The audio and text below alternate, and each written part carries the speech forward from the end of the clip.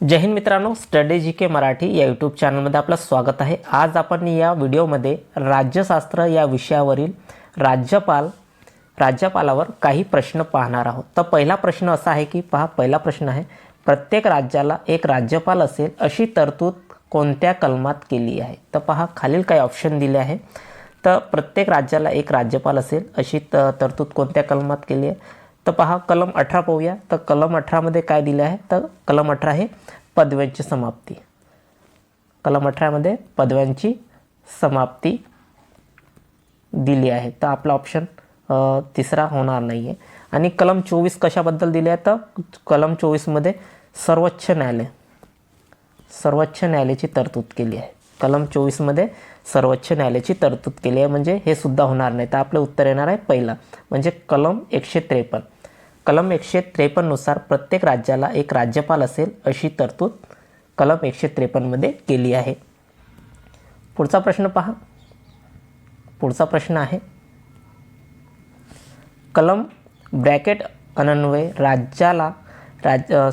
राज्याचा कार्यकारी अधिकारी राज्यपालाच्या हाती असेल आणि त्याचा वापर राज्यपालाकडून प्रत्यक्षपणे किंवा त्याच्या हाताखालील अधिकाऱ्यामार्फत केला जाईल। तर पहा, कोणत्या कलमान्वये राज्याचा कार्यकारी अधिकारी राज्यपालाच्या हाती असेल आणि त्याचा वापर राज्यपालाकडून प्रत्यक्षपणे किंवा त्याच्या हाताखालील अधिकाऱ्यामार्फत केला जाईल? तर पहा, खालील काय ऑप्शन दिले आहे? तर याचं उत्तर येणार आपला कलम 154। कलम 154 नुसार अन्वय किंवा राज्याचा कार्यकारी अधिकारी राज्यपालाच्या हाती असेल असे कलम 154 मध्ये दिले आहे। पुढचा प्रश्न पहा। पुढचा प्रश्न आहे, राज्यपाल घटक राज्याचा ब्रॅकेट प्रमुख असतो।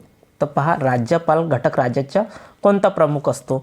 तर याचं उत्तर आहे कलम 3 ऑप्शन तिसरा, कार्यकारी मंडळाचा। राज्यपाल घटक राज्याचा कार्यकारी मंडळाचा प्रमुख असतो। तो ऑप्शन कोणता येणार आहे? तिसरा येणार आहे।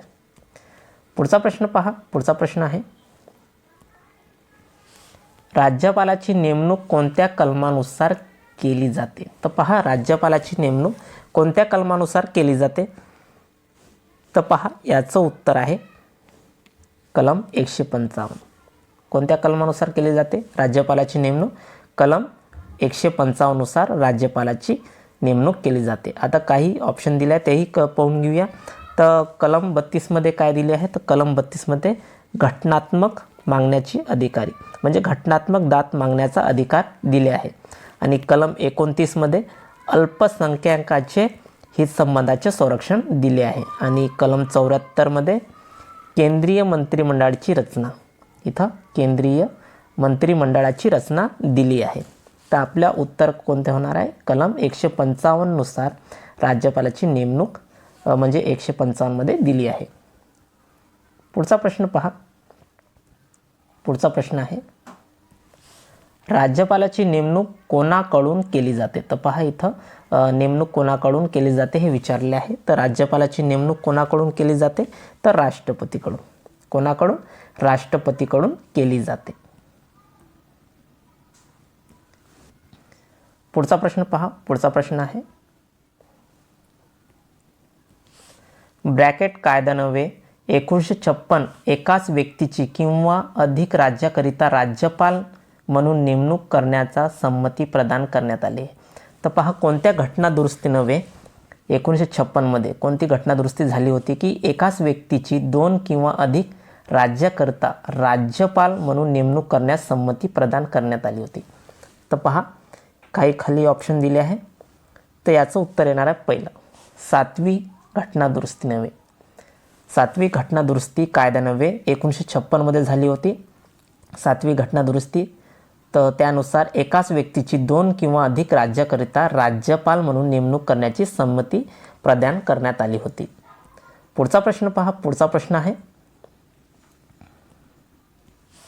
राज्यपाल लोकांकडून प्रत्यक्षपणे निवडून दिले जात नाही हे विधान खरे आहे की खोटे आहे? तर पहा, राज्यपाल लोकांकडून प्रत्यक्षपणे निवडून दिले जाते का? तर नाही, म्हणजे हे विधान बरोबर आहे। म्हणजे आपलं उत्तर येणार आहे पहिला, खरे आहे। राज्यपाल लोकांकडून प्रत्यक्षपणे निवडून दिले जात नाही, हे राष्ट्रपतीकडून निवडले जातात। पुढचा प्रश्न पहा. पुढचा प्रश्न आहे, राज्यपालाची पदावधी कोणत्या कलमात दिली आहे? तर पहा, राज्यपालाची पदावधी कोणत्या कलमात दिली आहे? तर पहा, याचं उत्तर आहे कलम 156 मध्ये. कशामध्ये? कलम 156 मध्ये राज्यपालाची पदावधी दिली आहे. तर काही कलम पाहून घेऊया आपण. तर कलम 165 मध्ये काय आहे? इथं कलम 65 दिले आहे. तर हे राज्याचा महाधिवक्ता, राज्याचा महाधिवक्ता कलम 65 मध्ये तरतूद करण्यात आली आहे. आणि कलम 199 हे राज्याचा धनविधेयक, धनविधेयकाची व्याख्या दिली आहे. याच्यात धनविधेयकाची व्याख्या दिली आहे. आणि कलम 215 मध्ये उच्च न्यायालय हे अभिलेख न्यायालय असेल अशी तरतूद कलम 215 मध्ये केली आहे. पुढचा प्रश्न पहा. पुढचा प्रश्न आहे, पदावर कार्यरत राज्यपालाचा मृत्यू झाल्यास त्याचा कार्य करण्यासाठी कोणाची हंगामी राज्यपाल म्हणून नेमणूक करता येते?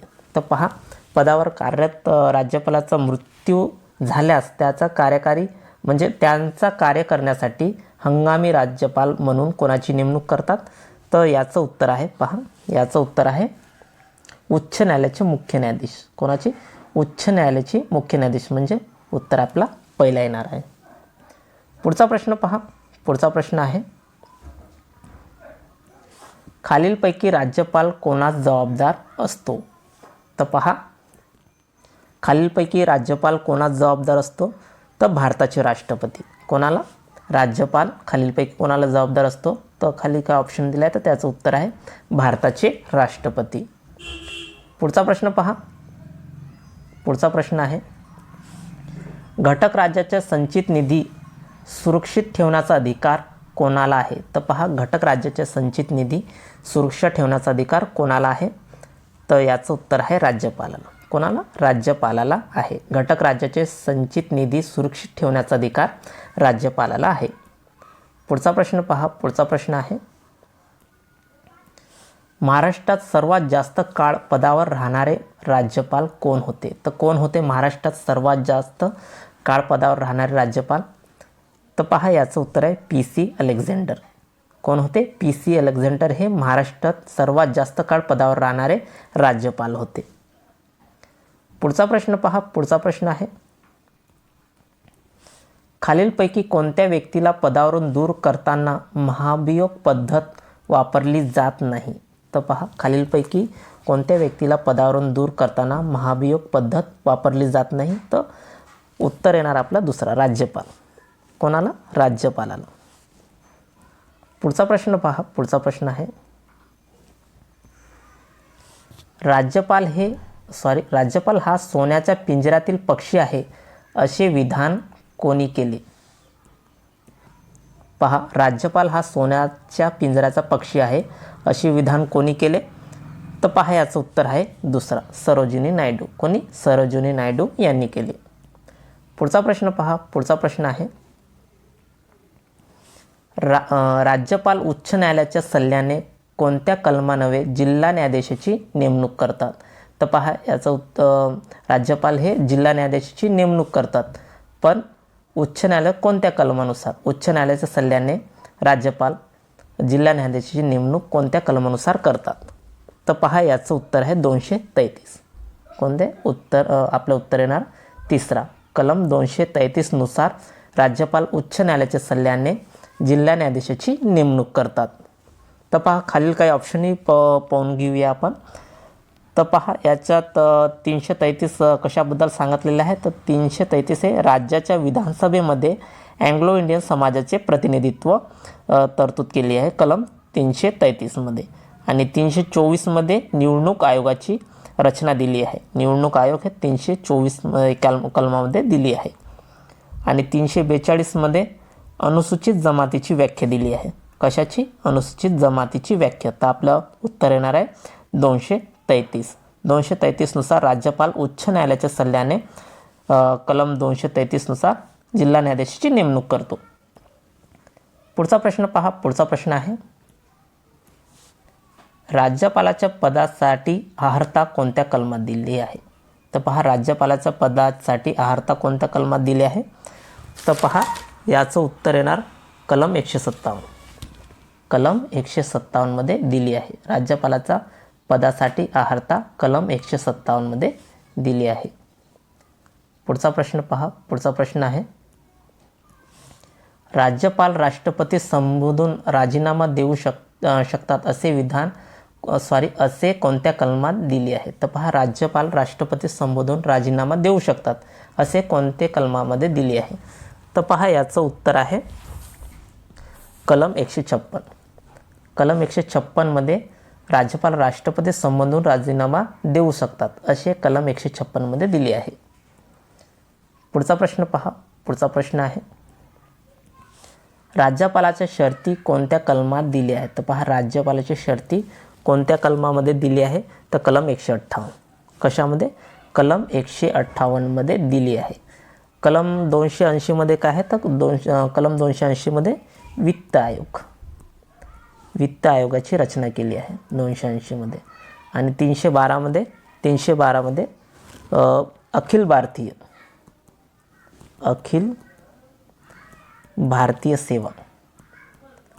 भारतीय सेवा हे कलम 312 मध्ये दिली आहे. तर आपलं उत्तर येणार आहे कलम 158 मध्ये राज्यपालाची शर्ती दिली आहे. पुढचा प्रश्न पहा. पुढचा प्रश्न आहे, राज्यपालांनी काढलेल्या अध्यादेशांना कोणाच्या मंजुरीची आवश्यकता असते? तर पहा, राज्यपालांनी काढलेल्या अध्यादेशांना कोणाच्या मंजुरीची आवश्यकता असते? तर याचं उत्तर आहे राज्य विधिमंडळ. कोणाचं? राज्य विधिमंडळाची आवश्यकता असते. पुढचा प्रश्न पहा, विधान परिषद एकूण सदस्य संख्येच्या किती सदस्य राज्यपाल नियुक्ती करतो? तर पहा, विधान परिषद एकूण सदस्य संख्येच्या किती सदस्य राज्यपाल नियुक्ती करतो? तर 1/6. किती? 1/6 एवढे सदस्य विधान परिषद एकूण सदस्य संख्येच्या 1/6 सदस्य राज्यपाल नियुक्ती करतो. पुढचा प्रश्न पहा. पुढचा प्रश्न आहे, राज्याच्या विद्यापीठाच्या कुलगुरूची नियुक्ती कोण करतो? तर पहा, राज्यातील विद्यापीठाच्या कुलगुरूची नियुक्ती कोण करतो? तर राज्यपाल करतो. कोण करतो? राज्यपाल करतो. पुढचा प्रश्न पहा. पुढचा प्रश्न आहे,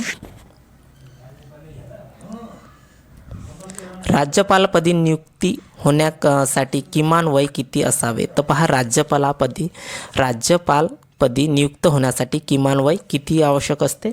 तर पहा, याचं उत्तर आहे 35 वर्ष. किती? 35 वर्ष. राज्यपालपदी नियुक्त होण्यासाठी किमान वय 35 वर्ष आवश्यकता असते. पुढचा प्रश्न पहा. पुढचा प्रश्न आहे, राज्यात घटनात्मक आणीबाणी लागू करण्याचा अधिकार कोणाला आहे? तर पहा, राज्यात घटनात्मक आणीबाणी कोण लागू करतो? तर राष्ट्रपती. कोण? राष्ट्रपती लागू करतो. पुढचा प्रश्न पहा. पुढचा प्रश्न आहे, राज्य विधिमंडळाच्या सदस्याच्या अपात्रतेविषयी प्रश्नावर निर्णय कोण घेतो? तर पहा, राज्य विधिमंडळाच्या सदस्याचा अपात्रतेविषयी प्रश्नावर निर्णय कोण घेतो? तर याचं उत्तर आहे राज्यपाल. कोण घेतो? राज्यपाल घेतो.